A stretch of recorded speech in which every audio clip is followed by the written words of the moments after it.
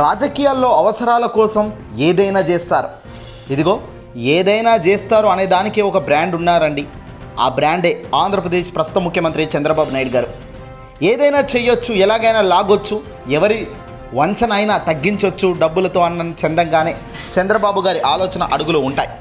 తనకు కావాలి అంటే ఎంతటి వ్యక్తినైనా సరే, ఎంత రేటుకైనా సరే కొనే సత్తా ఉన్న వ్యక్తే చంద్రబాబు నాయుడు గారు. ఇప్పుడు రాజకీయాల్లో చంద్రబాబు కూటమి అధికారంలోకి వచ్చినప్పటికీ కేంద్రంలో రాజ్యసభ స్థానాల్లో సంఖ్యా బలమే లేకపోయేసరికి ఇప్పుడు అక్కడే అసలు దెబ్బ చంద్రబాబుకు తగిలింది. దీన్ని సర్దు చేసేందుకు చంద్రబాబు ఆడుతున్న రాజకీయ కుట్ర, రాజకీయ డ్రామా బట్టబయలైంది. చంద్రబాబు ఏ రకంగా మేనేజ్ చేస్తాడో, ఏ రకంగా కొనుగోలుదారులకు డిమాండ్ని పెంచి వాళ్ళను కొంటుంటారో మనకందరికీ తెలిసిందే. ఎమ్మెల్యేలను కొనాలన్నా, ఎంపీలను కొనాలన్నా, సీన్ మొత్తం మార్చాలన్నా చంద్రబాబు చేసే స్కెచ్లు ఏ రకంగా ఉంటాయన్నది తెలియదు కాదు. తాజాగా చంద్రబాబు తన ట్రేడ్ మార్క్ కుట్ర రాజకీయాలను తెరలేపారు. మహాభారతంలో శకునుని తలపిస్తూ పక్కా పన్నాగంతో రాజకీయ మాయాజూదానికి బరితెగించారని చెప్పాలి. టీడీపీ ఆవిర్భావం నుంచి ఇప్పటిదాకా తొలిసారిగా రాజ్యసభలో అసలు కనిపించకుండా పోయిన పార్టీ టీడీపీ. మరి ఆ టీడీపీ పరువు నిలుపుకునేందుకు ఇప్పుడు నిస్సిగ్గుగా అడ్డంగా అడ్డదారులు తొక్కుతున్నారట చంద్రబాబు గారు. రాష్ట్రంలో రాజకీయాన్ని వ్యాపారం చేసిన తొలి రాజకీయ నాయకగా ముద్రపడ్డ ఈ చంద్రబాబు మరోసారి తనదైన శైలిలో రాజకీయ బేరసారాలకు బరితెగించారు. వైసీపీ రాజ్యసభ సభ్యులను కొనుగోలు చేసే కుట్రకు తెరలేపారు. అందుకోసం ఏకంగా ఒక్కొక్క రాజ్యసభ సభ్యుడికి 70 కోట్ల వరకు ఆఫర్ ఇస్తున్నట్టుగా సంచలన సమాచారం బయటపడుతుంది. ఇప్పుడు ఎంపీ పదవికి రాజీనామా చేస్తే శాసనసభలో తెలుగుదేశం పార్టీకి ఎమ్మెల్యేల బలం ఉంది కాబట్టి వెంటనే రాజ్యసభకు మళ్ళీ అవకాశం కల్పిస్తామని వాళ్లకు ప్రలోభాలకు గురి చేస్తున్నట్టుగా సమాచారం అందుతుంది. ఒకటి కాదు, ఏకంగా 70 కోట్లు ఆఫర్ చేస్తున్నట్టుగా ఇప్పుడు చక్కర్లు కొడుతుంది. 1982లో తెలుగుదేశం పార్టీ ఆవిర్భావం తర్వాత ఆ పార్టీకి రాజ్యసభలో కనీసం ఒక్క సభ్యుడు కూడా లేకుండా ప్రాతినిధ్యం కరువవ్వడం ఇదే తొలిసారి. మరోవైపు వైసీపీ రాజ్యసభలో 11 మంది సభ్యుల బలం కూడా ఉంది. దీన్నే చంద్రబాబు జీర్ణించుకోవడం లేదు. రాష్ట్రం నుంచి రాజ్యసభలో ఉన్న 11 స్థానాల్లో కూడా వైసీపీ ఎంపీలే ప్రాతినిధ్యం వహిస్తున్నారు. మరో 2 ఏళ్ల వరకు ఇక్కడ రాజ్యసభ ఎన్నికలు కూడా లేనేలేవు. మరోవైపు కేంద్ర ప్రభుత్వం ఏ బిల్ ఆమోదించాలన్నా లోక్సభతో పాటు రాజ్యసభలో కూడా సంఖ్యాబలం అత్యంత కీలకం, ముఖ్యం కూడా. కేంద్రం ఏ బిల్ పాస్ చేయాలన్నా లోక్సభలో ఆమోదం పడ్డాక రాజ్యసభలో కూడా ఆమోదం పొందాలి. ఈ కోణంలోనే వైసీపీ జాతీయ స్థాయిలో రాజకీయంగా ప్రభావశీల పాత్ర పోషించే పరిస్థితి, ప్రభావం ఖచ్చితంగా ఉంది. దీన్ని చంద్రబాబు ఎలా డ్యామేజ్ చేయాలి, ఆ రాజ్యసభలో వైసీపీలో ఉన్న 11 మందికి ఎలా గేలం వేయాలి అనే దానిపై కుట్రలు చేస్తున్నారు. డబ్బు ఆఫర్ చేస్తున్నాడు.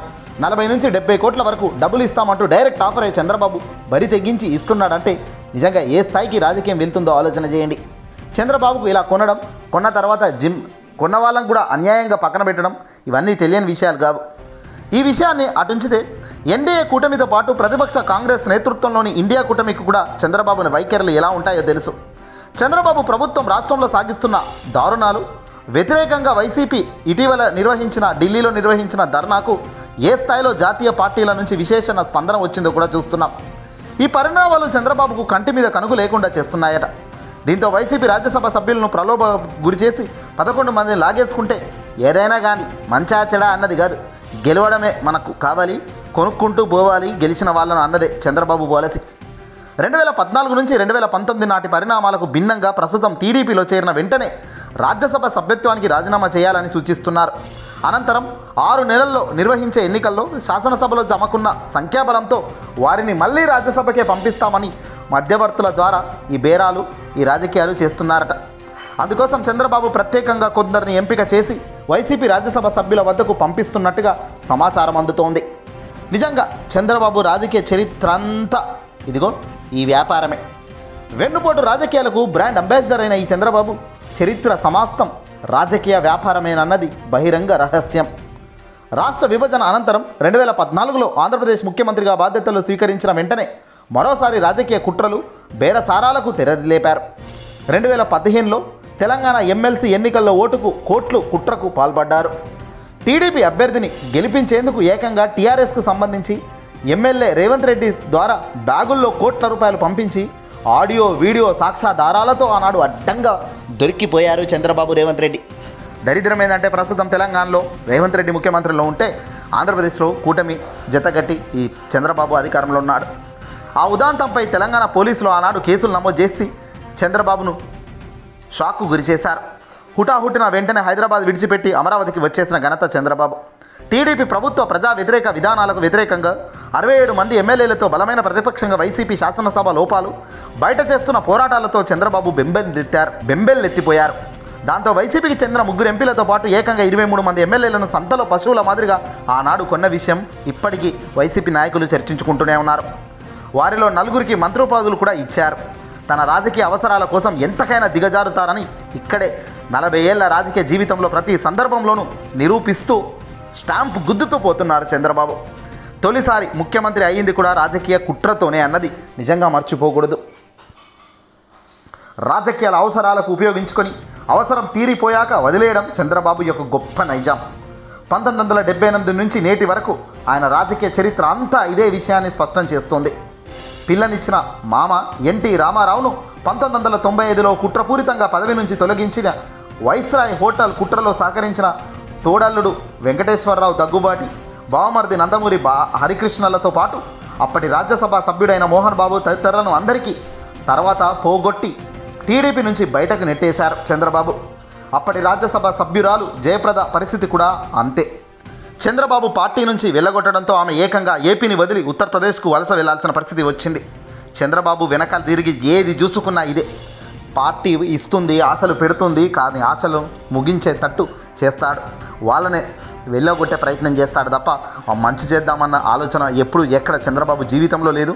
ఆయన రాజకీయ ప్రస్థానంలో ఎక్కడ కనిపించదు. 2014, 2019లో వైసీపీ నుంచి టీడీపీలో చేరిన భూమా నాగిరెడ్డి, కిడారి సోమేశ్వరరావుకు మంత్రి పదవులు ఇస్తానని మాట ఇచ్చి ఆ మాట తప్పిన వ్యక్తి చంద్రబాబు. అదే వేదనతో భూమా నాగిరెడ్డి గుండెపోటుతో మరణించిన సంగతి తెలిసిందే. కానీ నాగిరెడ్డిని మోసం చేసిన చంద్రబాబు ఆయన మరణ వార్తను కూడా ప్లస్ చేసుకొని మళ్ళీ అఖిలప్రియకు మంత్రి పదవిగా ఇచ్చి అక్కడ ప్లస్ అయ్యే పరిస్థితులను చూసుకున్నాడు. ఇలా అవకాశం ఎటుంటే అటు శివ రాజకీయాలు చేయడంలో దిట్ట. అంతెందుకు జూనియర్ ఎన్టీఆర్ తండ్రి హరికృష్ణ గారు హఠాత్తు మరణం చెందితే శవం ముందు కేటీఆర్తో రాజకీయాలకు బేరాలకు మాట్లాడుతున్నాడంటేనే చంద్రబాబు వైఖరి, చంద్రబాబు పరిస్థితి ఏ రేంజ్లో ఉందో ఆలోచించవచ్చు. ఇలా 1, 2 కాదు, ఏదైనా తన చేతిలో ఉన్నంతసేపు ఏదైనా తిప్పగలుగుతాడు, ఏదైనా మార్చగలుగుతాడు. మంచితో సంబంధం లేదు, రాజకీయ విలువలతో అస్సలు టచ్చే ఉండదు.